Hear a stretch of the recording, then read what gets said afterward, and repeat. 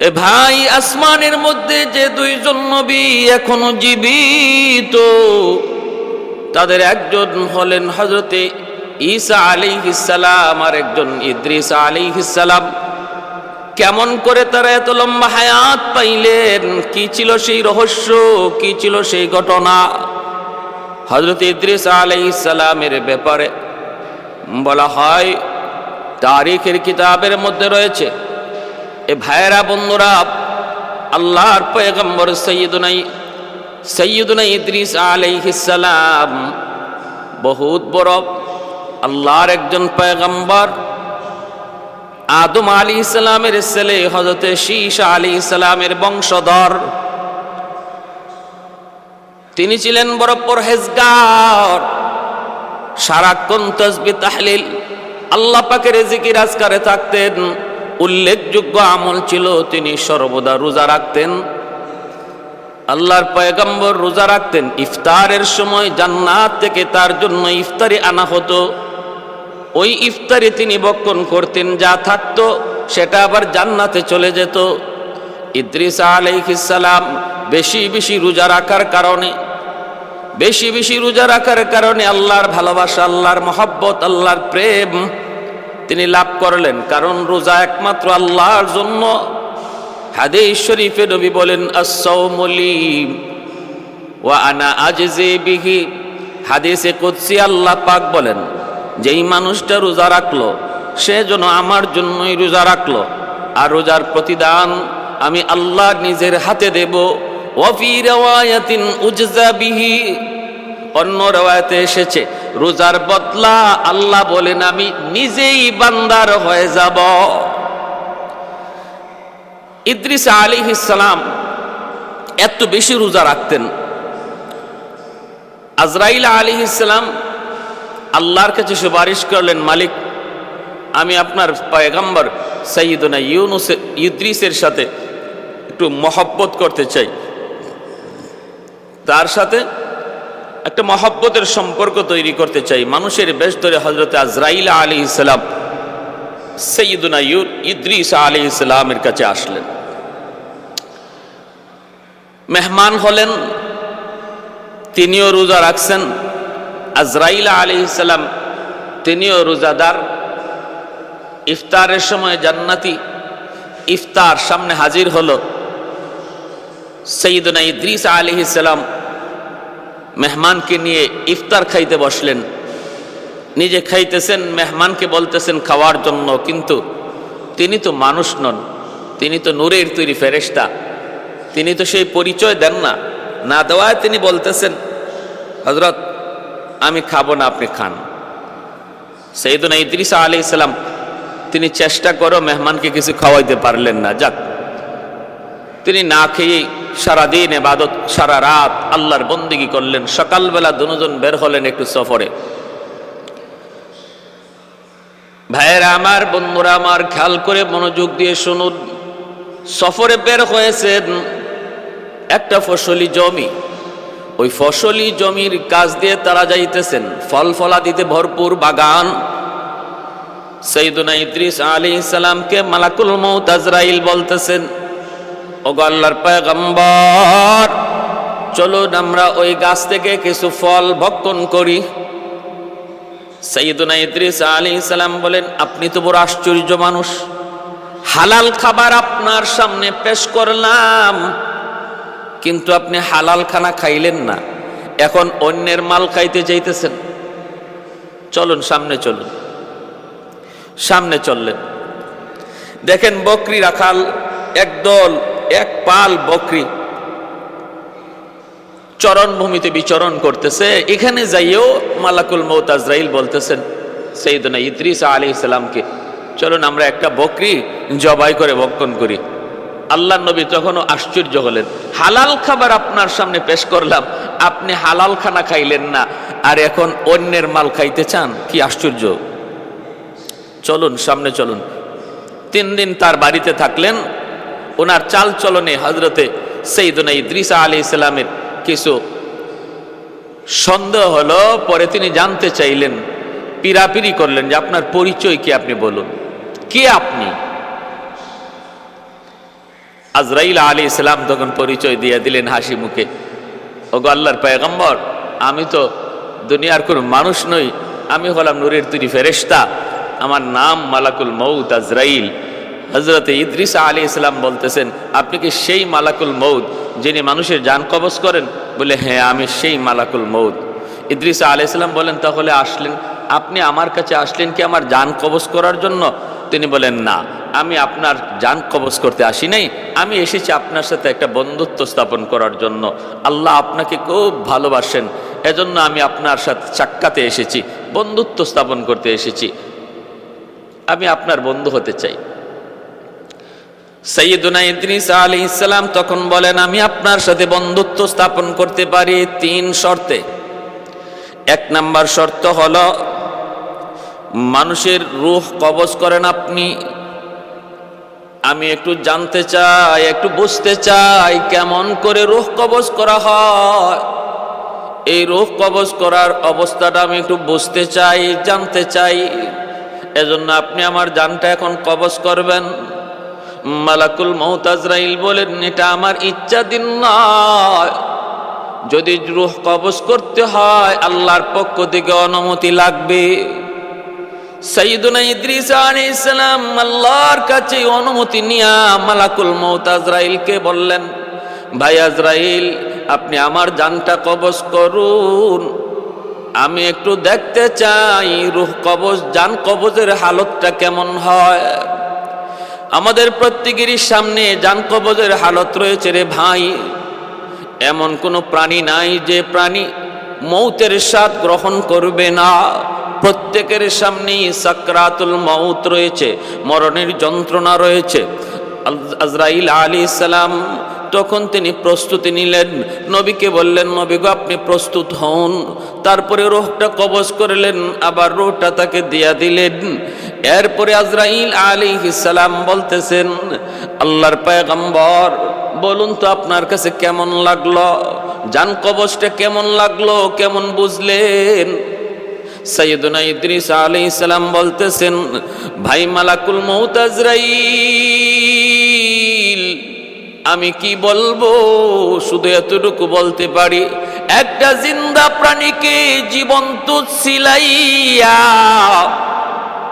তার শরীরে লবণ দিলে যেই পরিমাণ ব্যথা হয়, জিন্দা প্রাণীকে জীবন্ত চামড়া ছিলাইলে যেই পরিমাণ যন্ত্রণা হয়, এর চেয়ে বেশি যন্ত্রণা আমি অনুভব করেছি। সুবহানাল্লাহ। ভাইরা বন্ধুরা, জন্য মালাকুল মউত আজরাইল বলেন, নবী গো, এটা তো আসল কোনো রূহ কবজ ছিল না, এটা ছিল শুধুমাত্র আপনাকে একটু দেখানো, এটা তো আসল রূহ কবজ নয়। আসল রূহ কবজের চেয়ে আরো কঠিন, এর চেয়ে আরো কঠিন। আমার নবী, রহমতের নবী, মায়ার নবীর সামনে যেদিন মালাকুল মউত আজরাইল এসেছিলেন, তিনি আল্লাহর নবীর সিনা মোবারকের উপরে হাতটা রেখেছিলেন। নবী তখন বলেছিলেন, ভাই আজরাইল, আমার বুকের উপরে তুমি কি রাখছ? তিনি বলেন, নবী গো, আমি আমার হাতটা রেখেছি। আল্লাহর নবী বলেন, ভাই আজরাইল, আমি তো মনে করেছি আমার বুকের উপর তুমি উহুদ পাহাড় চাপায়া রাখছ। এতটা যন্ত্রণা আমার আপনার প্রত্যেকের সামনে রয়েছে, সবার সামনে যন্ত্রণা। প্রাণী মাত্রই তার মরণের স্বাদ গ্রহণ করতে হবে।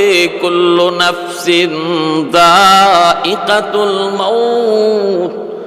আল্লাহ পাক রব্বুল আলামিন প্রত্যেকটা প্রাণীকে এই মৌতের স্বাদ গ্রহণ করার ঘোষণা দিয়ে রাখছেন। এরপরে সাইয়্যিদুনা ইদ্রিস আলাইহিস সালাম বলতেছেন, আমার আরেকটা শর্ত হলো, আমাকে জাহান্নাম একটু দেখাও, যাতে করে জাহান্নামের আযাব দেখে আমি আল্লাহর ইবাদত, আল্লাহর বন্দেগী, আল্লাহর পাকের পাবন্দি আরো বাড়াইয়ে দিতে পারি। আল্লাহর নির্দেশে সাইয়্যিদুনা ইদ্রিস আলাইহিস সালামকে নিয়ে হযরত মালাকুল মউত আজরাইল জাহান্নাম দেখাইলেন, জাহান্নামের শাস্তি দেখাইলেন। তারপরেই ইদ্রিস আলাইহিস সালাম 3 নাম্বার শর্ত করতেছেন, আমার 3 নাম্বার শর্ত হলো, যদি আমার সাথে বন্ধুত্ব করতে হয়, 3 নাম্বার শর্ত হলো, আমাকে জান্নাত দেখাও, জান্নাতের শান্তি দেখাও, নাজ নিয়ামত দেখাও। যদি আমি জান্নাতের নাজ নিয়ামত শান্তি দেখি, তাহলে আমি আল্লাহর বন্দিকে, আল্লাহর গোলামি, আল্লাহর তাসবিহ তাহলিল, আল্লাহ পাকের জিকির আরো বেশি করে করব। আমার ভাইয়েরা, বন্ধুরা, সাইয়্যিদুনা ইদ্রিস আলাইহিস সালামকে নিয়ে মালাকুল মউত আজরাইল যখন জান্নাত দেখাইতে গেলেন, জান্নাতের ভিতরে তিনি ঢুকলেন, নাজ নিয়ামতগুলি তিনি দেখতেছেন। মালাকুল মউত আজরাইল একটু পরে ডাক দিলেন, ওগো আল্লাহর পয়গম্বর, এবার একটু বের হয়ে আসুন। তিনি তখন ডাক দিয়া বলেন, ভাই আজরাইল, জান্নাত তো এমন এক জায়গা যেখানে ঢুকলে আল্লাহ পাক কখনো বের করবেন না বলে তিনি ওয়াদা করেছেন। ওয়াদা, জান্নাতের ভিতরে আল্লাহ যারা একবার ঢুকাবেন সে আর বের হবে না। এর আগে মৃত্যুর স্বাদ, আল্লাহ বলেন প্রতিটা মানুষকে, প্রতিটা প্রাণীকে মৃত্যুর স্বাদ গ্রহণ করতে হবে, আমি তাও করেছি। দ্বিতীয় বলেছেন, জাহান্নাম না দেইখা কেউ জান্নাতে যেতে পারবে না, আমি তাও করেছি। এবার আমি জান্নাতের ভিতরে ঢুকে পড়েছি। আল্লাহ পাকের ওয়াদা, আল্লাহ যারে জান্নাত দেয় কখনো আর জান্নাত থেকে বের করে না। জাহান্নামীকে আল্লাহ জাহান্নাম থেকে জান্নাতে দেয়, কিন্তু কোনো জান্নাতীকে আল্লাহ পাক আর জাহান্নামে ফেরত দেয় না, জান্নাত থেকে বের করে না। প্রতিটা জায়গায় আল্লাহ জান্নাতের বিবরণ দিয়া খালিদিনা ফিহা বলেছেন। অতএব আমি আর বের হব না, আমি আর বের হব না। জান্নাত থেকে বের না করার ওয়াদা তো আমার আল্লাহর। মালাকুল মউত আজরাইল আল্লাহর কাছে এবার আল্লাহর কাছে জানতে চাইলেন, নালিশ দিলেন, মালিক, তোমার পয়গম্বর জান্নাত দেখার নিয়ত কইরা জান্নাতে ঢুকছে, এখন কই বের হবে না, এখন কই বের হবে না। আল্লাহ পাক রব্বুল আলামিন তখন বলতেছেন, এর মালাকুল মউত, আমার পয়গম্বর যা বলেছে তো ঠিক বলেছে। জান্নাতে যে একবার ঢুকে তারে আমি আর বের করি না, সে তো ঢুকে গেছে, যদি নিজের ইচ্ছায় বের না হয় তারে বের করার কোনো সুযোগ নাই। তুমি চলে যাও, আমার পয়গম্বর ইদ্রিস জান্নাত ঘুরে ঘুরে দেখবে। এই যে মালাকুল মউত চলে আসলেন আর সাইয়্যিদুনা ইদ্রিস আলাইহিস সালাম জান্নাতে ঢুকলেন। আজও পর্যন্ত তিনি জান্নাতে ঘুরে বেড়াইতেছেন, জান্নাতে ঘুরে বেড়াইতেছেন। এজন্য ভাইরা, সাইয়্যিদুনা ইদ্রিস আলাইহিস সালাম কিয়ামত পর্যন্ত তিনি জান্নাতেই ঘুরে ঘোরাঘুরি করেন, জান্নাতের ভিতরে বিচরণ করেন। এই হলো একজন পয়গম্বর, যিনি পয়গম্বর হইয়া তিনি এখনো পর্যন্ত জীবিত, তাও কোনো দুনিয়ার জমিনে নয়, তাও আসমানের এমন এক জায়গা যেটা হলো জান্নাত। জান্নাতের ভিতরে তিনি এখনো আছেন। এ ভাই, খেয়াল করে মনোযোগ দিয়ে শুনো। 2 নম্বরে হযরত ঈসা আলাইহিস সালাম, তিনাকে আল্লাহ পাক আসমানে তুলে নিয়েছেন। ঈসা আলাইহিস সালাম এখনো জীবিত, আসবেন এক সময়। কোন সময়?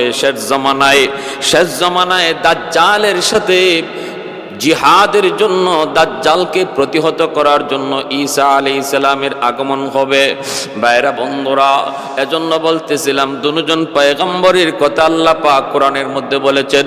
ইদ্রিস আলাইহিস সালামের ব্যাপারে আল্লাহ বলেন, ওয়াজকুর ফিল কিতাবি ইদ্রিস ইন্নাহু কানা সিদ্দীকান নাবিয়্যা ওয়ারাফানাহু মাকানান আলিয়্যা।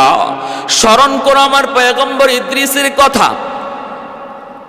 আমি তারে ইজ্জত দিয়েছি, সম্মান দিয়েছি এবং তাকে উচ্চ স্থানে উঠে নিয়েছি। সে ছিল সিদ্দিক, তিনি হলেন সিদ্দিক। আমি তাকে সর্বোচ্চ উচ্চ স্থানে পৌঁছে দিয়েছি। ঈসা আলাইহিস সালামের ব্যাপারে আল্লাহ পাক রব্বুল আলামিন পবিত্র কোরআনের বিভিন্ন জায়গায় বলেছেন, আমি ঈসাকে উঠায় নিয়েছি। কেন? ঈসা আলাইহিস সালাম যখন কওমকে তিনি তাওহীদের দাওয়াত দেন, একত্ববাদের দাওয়াত দেন, তখন ঈসা আলাইহিস সালামের কওমের লোকেরা তারা তো বিশ্বাস করে না, কারণ ঈসা আলাইহিস সালামের কাছে কিতাব নাজিল হয়েছে ইনজিল, আর ওনার আগে মূসা আলাইহিস সালামের কাছে কিতাব নাজিল হয়েছিল তাওরাত। তিনি যখন ইনজিল কিতাবের দাওয়াত দিতেছেন, ইনজিল কিতাবের দাওয়াত দিতেছেন, কওমের লোকেরা কয় আমরা তাওরাত কিতাব মানি, তাওরাত ছাড়া অন্য কোনো কিতাব মানি না, না না মানি না। ঈসা আলাইহিস সালাম তিনি তো আমার আপনার নবীর সুসংবাদও দিতেছেন, শেষ জমানায় একজন নবী আসবেন আহমদ। এই কথার উপরেও ইহুদিদের অবজেকশন, আমরা আর কোনো নবী মানি না, আমরা মূসা নবীকে মানি, কিতাব মানি তাওরাত, অন্য কোনো কথা আমরা সাপোর্ট করি না। ঈসা আলাইহিস সালামকে কওমের লোকেরা যখন ওই বনি ইসরাইলিরা তারা হত্যা করার মতো ষড়যন্ত্রে লিপ্ত হলো, আল্লাহর পয়গম্বর সাইয়্যিদুনা ঈসা আলাইহিস সালাম তিনি তার এলাকা ছেড়ে গ্রাম অঞ্চলে চলে গেলেন। গ্রামে যায় তিনি মানুষকে তাওহীদের দাওয়াত দিচ্ছেন, আখিরাতের কথা শোনাইতেছেন, নিজের নবী হওয়ার কথা, রাসূল হওয়ার কথা তিনি তাদেরকে পেশ করেন। গ্রামের কিছু মানুষ তার কথাগুলি মানল, এদেরকে ঈসা আলাইহিস সালামের হাওয়ারিয়িন বলা হয়, এদেরকে ঈসা আলাইহিস সালামের হাওয়ারিয়িন বলা হয়। গ্রামের মানুষগুলা কিছু ঈমান গ্রহণ করলো, এরপরে ইহুদিরা সমবেত হয়ে ঈসা আলাইহিস সালামকে হত্যা করার জন্য ওনার খুঁজে ওনার তালাশে বের হলো, পেয়ে গেল একটা ঘরের ভিতরে, চতুর্দিক দিয়ে তারা আবদ্ধ করে ফেললো, চতুর্দিক দিয়ে তারা আবদ্ধ করে ফেললো। ঈসা আলাইহিস সালামকে তারা হত্যা করে ফেলবে, একজন নেতাকে পাঠাইলো, ওই নেতা সে তখন গেল, যায় ভিতরে ঢোকা মাত্রই আল্লাহ পাক রব্বুল আলামিন তারে সাহায্য করলেন। কেমন সাহায্য করলেন, কি ধরনের সাহায্য? যেই নেতা পাঠাইলো ঈসা নবীকে হত্যা করার জন্য, একটু যায় দেখে আসো ঘরের ভিতরে ঈসা আসেনি না নাই। যেই লোকটারে পাঠাইলো ঘরে তালাশ করার জন্য, আল্লাহ পাক রব্বুল আলামিন ওই লোকটাকে ঈসা আলাইহিস সালামের মতো বানায় দিলেন, ওনার ধরন আর আকৃতি আল্লাহ বানায় দিলেন। এই ক্ষমতা আল্লাহর আছে। আল্লাহ চাইলে যে কোনো ক্ষমতা আল্লাহ পাক দেখাইতে পারেন। মানুষকে আল্লাহ পাক রব্বুল আলামিন গাছ বানাইতে পারেন, গাছ থেকে মানুষের কথা আল্লাহ বের করতে পারেন, পশু পাখি থেকে আল্লাহ মানুষের জবান বের করতে পারেন, কখনো কোনো মানুষের সুরত আল্লাহ বানর বানাইতে পারেন, আবার কখনো প্রাণীকে আল্লাহ মানুষের সুরত বানাইতে পারেন। এই ক্ষমতা আল্লাহ পাকের আসেনি না নাই? আল্লাহ পাকের এই ক্ষমতা আছে। ওয়া হুয়া আলা কুল্লি শাইইন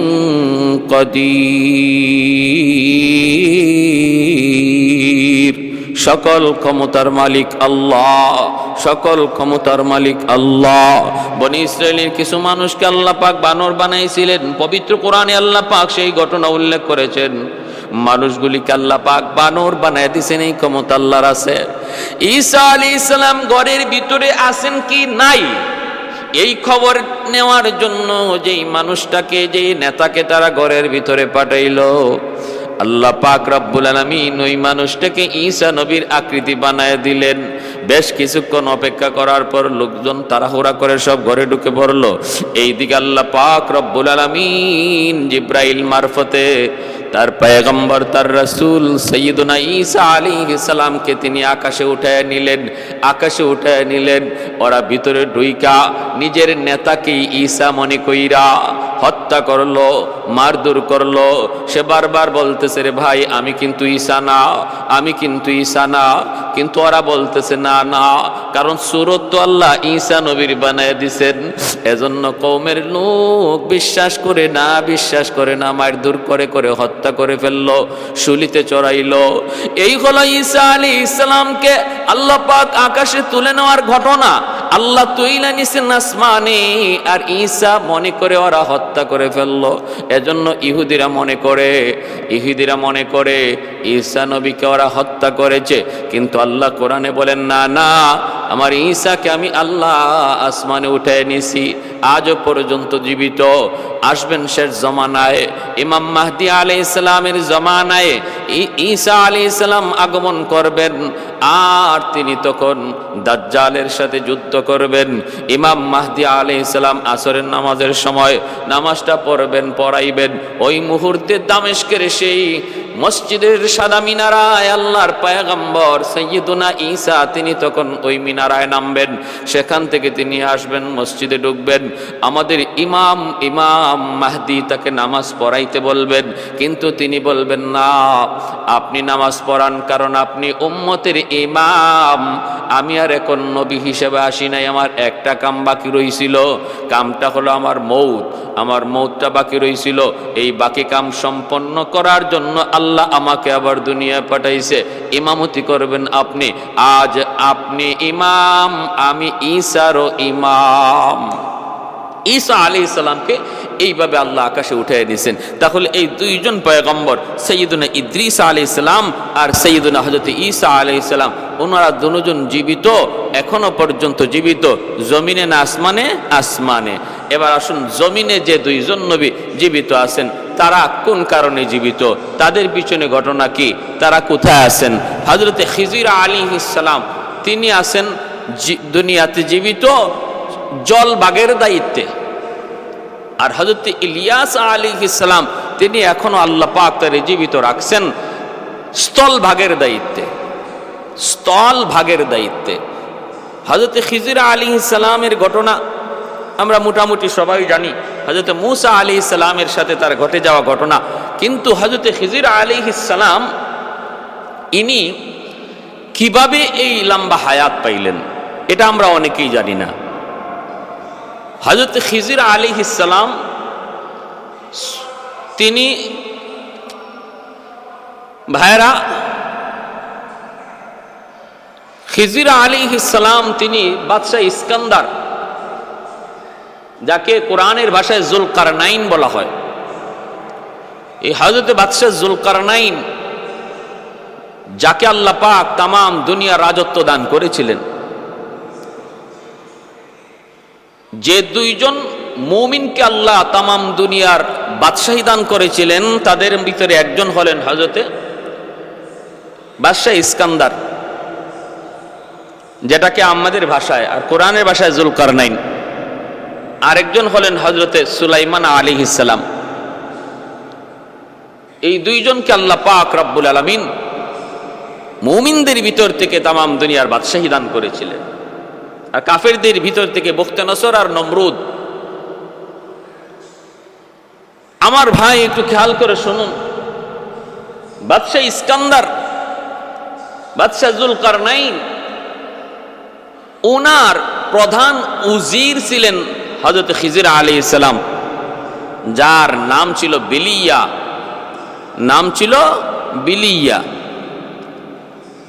বাদশাহ জুলকারনাইন যখন ইয়াজুজ মাজুজকে প্রাচীর দিয়ে ঢেকে দিলেন, এই ঢাকার পরপরই তিনি আল্লাহর কাছে একটা আবদার করেছিলেন, আল্লাহ আমাকে তুমি অনন্তকাল একটা হায়াত দাও, যেন আমি বেশি বেশি তোমার গোলামি করতে পারি, বন্দেগী করতে পারি। তখনকার সময়ের যারা আবেদ ছিলেন, তখনকার সময়ের যারা সুফি ছিলেন, সাধক ছিলেন, তাদের কাছেও বাদশাহ সিকান্দার জুলকারনাইন তিনি জানতে চাইলেন, লম্বা হায়াত পাওয়ার কোনো আমল আছে কি, লম্বা হায়াত পাওয়ার কোনো একটা ধরন আছে কি না, একটু আমাকে বলো। সাধকেরা বলল, হ্যাঁ, একটা সূরত আছে, লম্বা হায়াত যদি আপনাকে পেতে হয় তবে আবে হায়াত পান করা লাগবে। আব শব্দের অর্থ হলো পানি, হায়াত অর্থ হলো জীবন। এমন এক পানি আপনাকে পান করতে হবে যেই পানির মধ্যে জীবন রয়েছে। বলে, এই আবে হায়াত পাবো কোথায়? আবে হায়াত পাবো কোথায়?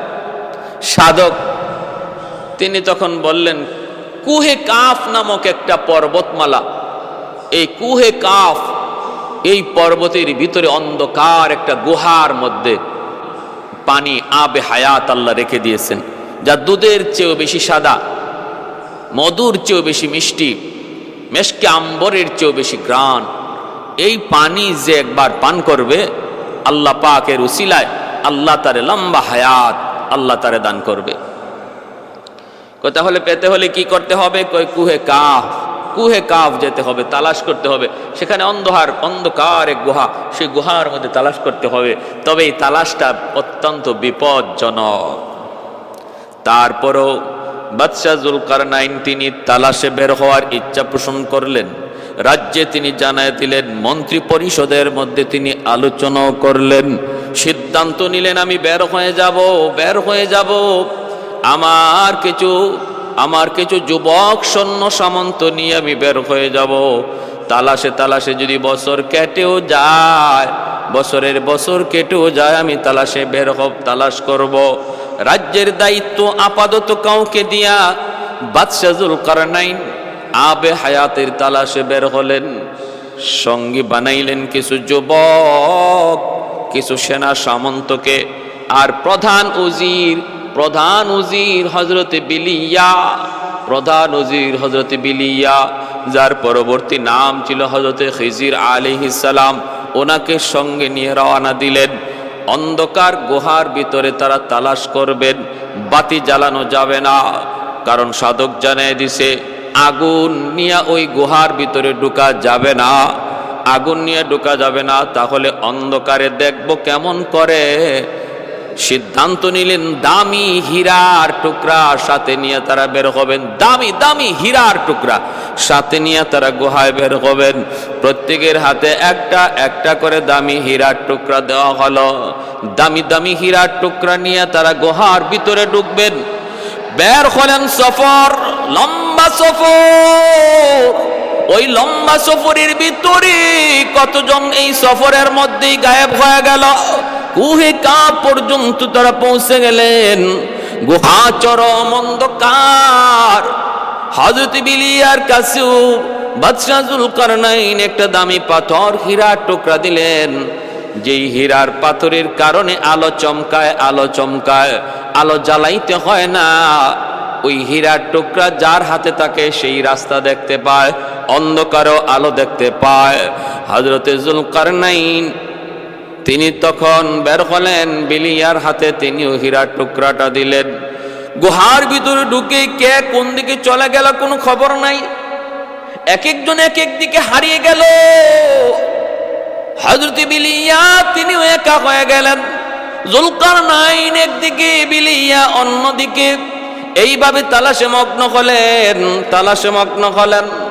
যাইতে তালাশ করতে এক একজন এক এক দিকে তালাশে মগ্ন হলেন। বিলিয়া তিনি তালাশে বের হয়ে আল্লাহ পাকের কুদরতে ফয়সালা আবে হায়াত জুলকারনাইনের নসিব হবে না। আল্লাহ পাকের কুদরতে ফয়সালা হলো আবে হায়াত নসিব হবে ওই বিলিয়া, প্রধান উজির বিলিয়া হযরত খিজির আলাইহিস সালামের। তিনি তালাশে ক্লান্ত হয়ে গেলেন, কোথায় সে আবে হায়াত। একটা জায়গায় ক্লান্ত হয়ে বসে রইলেন, পানির তৃষ্ণা লাগছে। হযরত খিজির আলাইহিস সালামের তিনি পানির তৃষ্ণায় কাতর, কিন্তু পানি পাবেন কোথায়। এই অবস্থায় তিনি একটা আওয়াজ পাইলেন, এই অন্ধকারের ভিতরে একটা আওয়াজ পাইলেন, কোথা থেকে যেন পানি ছল করে পানি পড়তেছে। পানি গড়ায় পড়ার যে একটা আওয়াজ, এই আওয়াজটা হযরত খিজির আলাইহিস সালাম শুনতে পেয়ে তিনি এই পানির তৃষ্ণা নিবারণ করার জন্য যেদিক থেকে পানির আওয়াজটা আসতেছে ওই দিকেই তিনি যাইতেছেন। আলহামদুলিল্লাহ, যাইতে যায় দেখেন একটা ছোট্ট পানির ফোয়ারা, ওখান থেকে তিনি পানিটা পান করলেন। আলহামদুলিল্লাহ, পানিটা পান করা মাত্রই দেখা গেল কি একটা গায়েব থেকে আওয়াজ আসলো, হে বিলিয়া, তুমি তো সাধারণ পানি পান করো নাই, তুমি পানির তৃষ্ণা নিবারণ করতে এসে যে পানি পান করেছো, এই পানির তালাশি তোমরা বের হয়েছো, যার নাম হলো আবে হায়াত। তুমি তো আবে হায়াত পান করে ফেলেছো। হযরত বিলিয়া তিনি বুঝতে পারলেন যে যার তালাশে বের হয়েছেন সেটা তিনি পেয়ে গেছেন। সাথে সাথে দেখতেছেন জঙ্গলের বাঘ ভাল্লুক হিংস্র প্রাণীরা হযরত বিলিয়ার চতুর্দিকে এসে তারা এমনভাবে আসা শুরু করলো, আর ওনার সামনে এমনভাবে বসতে লাগলো যেন একজন মুনিবের সামনে গোলাম বসে আছে। জঙ্গলের প্রাণীরা তার সামনে এইভাবে বসে তার ইতাআত করতে লাগলো, তার বাধ্যতা তারা বুঝাইতে লাগলো যে আজ থেকে আমরা আপনার বাধ্য, আপনি যা বলবেন আমরা তা মানব। সুবহানাল্লাহ। यारे जिगर यारे नजर अब तू कहाँ है, यार जिगर यार नजर अब तू कहाँ है, दीवाना तेरा हो गया मैं मेरे खबर लो, दीवाना तेरा हो गया मैं मेरे खबर लो। ऐ दोस्तों अगर जाका नबी जाबा तो बख्शम। কবি কত সুন্দর করে একজন দেওয়ানা একজন আশিকের কথা বলতেছে। আয়ারে জিগর নূরে নজর আব তো কাহা হ্যায়, দেওয়ানা তেরা হো গিয়া मैं मेरे खबर लो, देवाना तेरा हो गया मैं मेरे खबर लो। ऐ दोस्तों अगर जाका नबी जाबा तो बख्शम, ऐ दोस्तों अगर जाका नबी जाबा तो बख्शम, अजाज अजी दोस्त बगू या बातो बख्शम, अजाज अजी दोस्त बगू या बातो बख्शम। ऐ सल्ली अला आपका फैजान रिसाला, ऐ सल्ली अला आपका फैजान रिसाला, तो मिस्ल हजर था वो हवारश करेगी ना, तो मिस्ल हजर था वो हवारश करेगी ना, सदके में तेरे हो गया हो रहबरे उम्मत, सदके में तेरे हो गया हो रहबरे उम्मत, जो कुफर की जुल्मत से था एक आब्द कमीना, जो कुफर की जुल्मत से था एक आब्द कमीना। अयार जिगर नूर नजर अब तो कहाँ है, दीवाना तेरा हो गया मैं मेरे खबर लो, दीवाना तेरा हो गया मैं मेरे खबर लो। ভাইরা, এই পানি যে পানির পান করার জন্য বের হয়েছিলেন বাদশাহ জুলকারনাইন, সেই পানি নসিবে রাখলেন আল্লাহ হযরত খিজির আলাইহিস সালামের, যিনি তখনকার সময়ে বাদশাহ জুলকারনাইনের প্রধান উজির ছিলেন। এর থেকেই হযরত খিজির আলাইহিস সালাম তিনি আবে হায়াত পান করার মাধ্যমে আল্লাহর পক্ষ থেকে আল্লাহর রহমতে আল্লাহ পাকের ইশারায় লম্বা হায়াত তিনি পেয়ে গেলেন, আজও পর্যন্ত জীবিত আছেন। ভাইরা বন্ধুরা, আমি বলবো এর ভিতরে মতানৈক্য থাকতে পারে, কেউ বলেন যে না না জীবিত নাই, কেউ বলেছেন তিনি জীবিত আছেন। আমরা বলতেছি একটু মনোযোগ দিয়ে শুনুন, হযরত খিজির আলাইহিস সালাম জীবিত আছেন। এই জীবিত থাকার বিষয়টা অনেকে সাক্ষীও দিয়েছেন, আবু বকর সিদ্দিক রাদিয়াল্লাহু তাআলা আনহুর সাথে আল্লাহর নবীর ইন্তেকালের পর নবীজির দেহ মুবারক যখন মদিনাতুল মুনাওয়ারায় নবী দুনিয়া থেকে বিদায় হয়ে গেছেন, ওই অবস্থায় হযরত খিজির নবীর দেহটা দেখতে এসেছিলেন। আর হযরত আবু বকর সিদ্দিক রাদিয়াল্লাহু তাআলা আনহুর সাথে সাক্ষাৎ হয়েছে। জলপথে কোনো মানুষ বিপদগ্রস্ত হয়ে গেলে হযরত খিজির আলাইহিস সালাম তখন বিপদগ্রস্ত মানুষকে উদ্ধার কাজে তিনি সাহায্য করেন। খিজির আলাইহিস সালাম তিনি সাহায্য করেন। বিপদে পড়েছে কোনো মানুষ জলে, তাদেরকে সাহায্য করতে তিনি আগে আসেন। পৃথিবীর জমিনের কোথাও কোনো মানুষ বিপদে আক্রান্ত, খিজির আলাইহিস সালাম তিনি তাদের সাহায্য করেন। ভাইরা, এর থেকে হযরত খিজির আলাইহিস সালাম তিনি হায়াত পাইলেন, লম্বা হায়াত। আরেকজন হলেন হযরত ইলিয়াস আলাইহিস সালাম।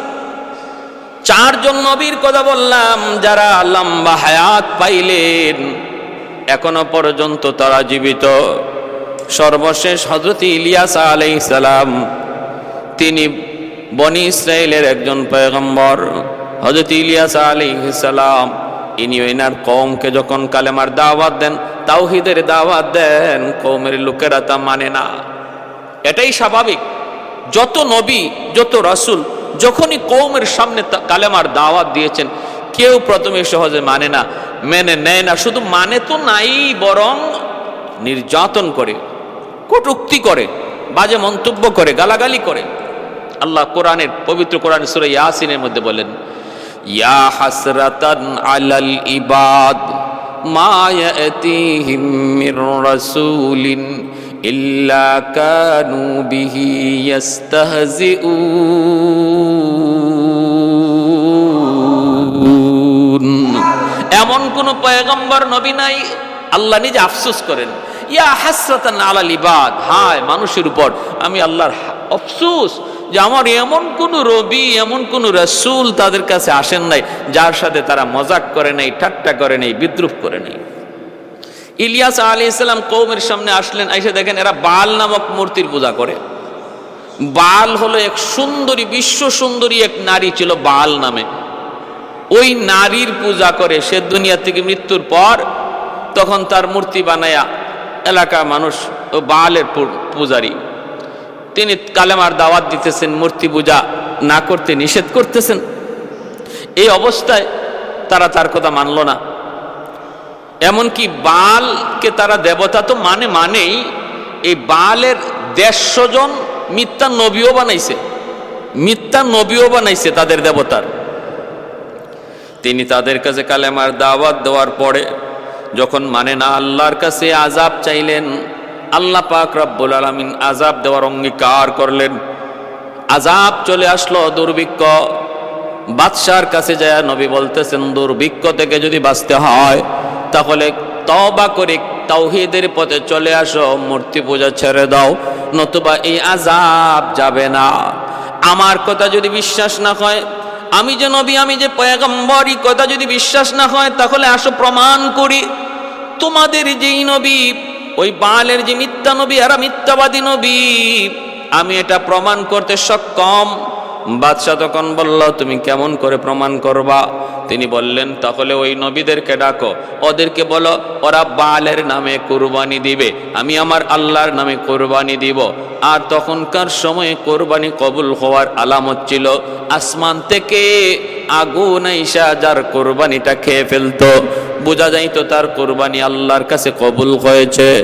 এই কথা বলার পর বাদশাহ তার ওই মিথ্যা নবীদেরকে ডাকলো, বাল দেবতার নবীদেরকে ডাকলো, ডাইকা বলল, এই হলো তোমাদের সামনে চ্যালেঞ্জ, ইলিয়াসের চ্যালেঞ্জ।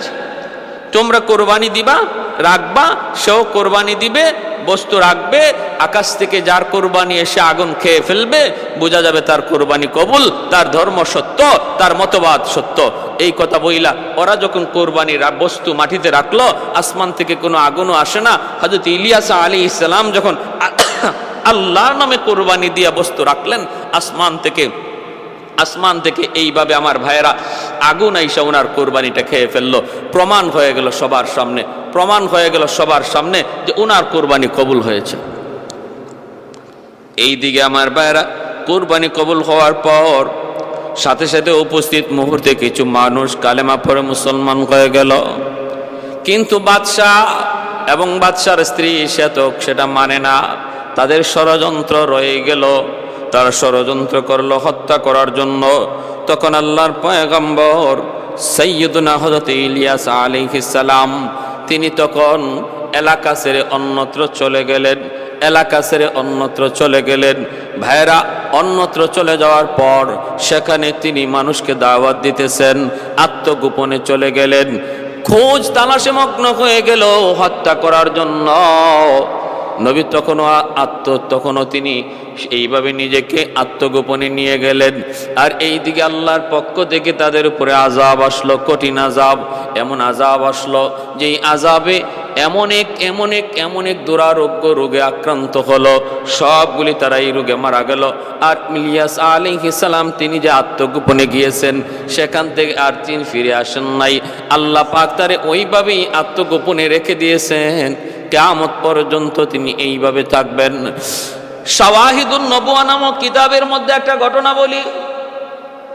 ও আল্লাহর নবী, রহমতের নবী, মায়ার নবী আবু হুরায়রা রাদিয়াল্লাহু তাআলা আনহু থেকে বর্ণিত, আল্লাহর নবী একদিন সফরে বের হয়েছেন, নবীর সাথে নবীর একজন সাহাবী। ওই অবস্থায় একজন মানুষ পাহাড়ের ওই প্রান্ত থেকে নবীকে ডাক দিল। আল্লাহর নবী সাহাবীকে বলতেছেন, তুমি এখানে দাঁড়াও, আমি একটু দেখে আসি। তিনি গেলেন, যায় দেখেন একজন মানুষ ঘোড়ার উপরে সওয়ার। তিনি নবীকে দেখে ঘোড়া থেকে নামলেন। নামার পরে দুজনে কথা বলতেছেন। সাহাবী বলেন, আমি দেখলাম তারা দুজনে কথা বলতেছেন।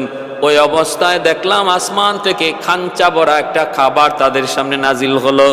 সেই খাবার তারা দুজনে খাইলেন, আমাকেও ডাক দিলেন, আমিও সেই খানায় শরীক হলাম। তারপরে আমি চলে আসলাম। নবী বললেন, তুমি একটু দূরে চলে যাও। একটু দূরে চলে গেলাম, তখন দেখি আকাশ থেকে একটা আবর এসে তারা ওই মানুষটারে আবার নিয়ে গেল, তিনি অদৃশ্য হয়ে গেলেন। আল্লাহর নবীকে আমি জিজ্ঞেস করলাম, নবী গো ইনি কে? আল্লাহর নবী বলতেছেন, ইনি হলেন আল্লাহর পয়গম্বর সাইয়্যিদুনা ইলিয়াস আলাইহিস সালাম, যাকে আল্লাহ পাক রব্বুল আলামিন আত্মগোপনে রেখেছেন। এখনো পর্যন্ত তার মরণ হয় নাই, কিয়ামত পর্যন্ত আল্লাহ তার লম্বা হায়াত দিয়েছেন। ইলিয়াস আলাইহিস সালামকে দায়িত্ব দিয়েছেন স্থলভাগের, তিনি স্থলভাগ বিচরণ করেন। আর খিজির আলাইহিস সালামের দায়িত্ব হলো জলভাগের, তিনি জলভাগ নিয়ন্ত্রণ করেন। ভাইরা বন্ধুরা, এজন্য বলতেছিলাম এই চারজন পয়গম্বর দুনিয়াতে এখনো জীবিত, আর জীবিত থাকার পিছনে রহস্য কি তাও বলে দিলাম। ভাইরা বন্ধুরা, এবার বলুন তো দেখি হায়াত মৌত কার হাতে? বলে আল্লাহর হাতে। কার হাতে? আল্লাহর হাতে। ওই হায়াত মৌতের মালিক আল্লাহ, যাকে আল্লাহ হায়াত বাড়ায় দেন, যার হায়াত যেখানে শেষ আল্লাহ তাকে নিয়ে নেন। এটা আল্লাহ পাকের ইখতিয়ার, আল্লাহ পাকের ইখতিয়ার। তবে এই ঘটনা, এর ব্যাপারে মতভেদ আছে। কেউ বলছেন এটা হযরত আল্লামা জালালউদ্দিন সুয়ুতী রহমতুল্লাহ আলাইহি, ওনার মতে যে তারা এখনো জীবিত। কিন্তু আল্লামা ইবনে কাসির তার তাফসীর ইবনে কাসিরের মধ্যে এগুলাকে তিনি বিশুদ্ধ বলেন নাই, বিশুদ্ধ বলেন নাই। অতএব মতানৈক্য রয়েছে, মতানৈক্য রয়েছে। তাহলে আমাদের এতে আমাদের কোনো আমলের কিছু নাই যে এটা বিশ্বাস করার দ্বারা আমার ঈমান থাকবে না, অথবা বিশ্বাস না করলে আমার ক্ষতি হয়ে যাবে, এমন কিছু না। তবে আল্লাহর কাছে কোনো কিছু অসম্ভব নয়। আল্লাহ পাক সব পারেন, আল্লাহ পাক সব পারেন। প্যারে হাজিরিন, এজন্য আল্লাহ আমাদের সবাইকে আল্লাহ পাকের কুদরতের উপর সর্বদা, আল্লাহ পাকের কুদরতের উপর সর্বদা বিশ্বাস করে চলার এবং আল্লাহ পাকের কুদরতকে মান্য চলার তৌফিক আল্লাহ আমাদের সবাইকে দান করুন। আল্লাহ পাকের শুকর গুজার হওয়ার তৌফিক আল্লাহ দান করুন।